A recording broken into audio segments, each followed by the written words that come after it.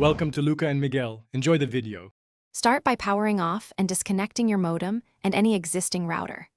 Use an Ethernet cable to connect the modem to the Eero WAN port labeled for Internet.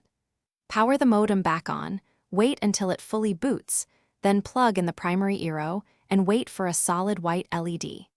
Position that primary Eero centrally and 15 to 20 feet away from other routers, metal objects, and large electronics to reduce interference. Open the Eero app to proceed with guided setup and network creation.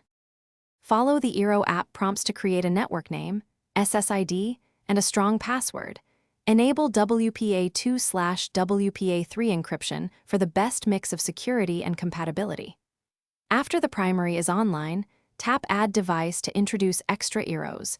You can connect each satellite via Ethernet for a wired backhaul or let the mesh form wirelessly.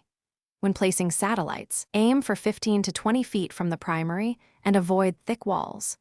Use the app's visual guidance to find optimal placement and name each Eero and device for easy identification. Open the Eero app advanced settings to enable automatic firmware updates so your network receives security patches and performance improvements. Use the built-in speed test to verify ISP throughput and run it after setup. If results are slow, try rebooting the modem, then the primary Eero, and check LED status. Configure IP6, port forwarding, and DHCP options in advanced settings when specific devices require static ports or IPs. For tough problems, connect a client to the primary Eero with an Ethernet.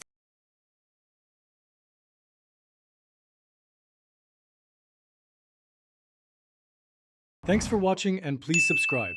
It's the best investment you'll ever make.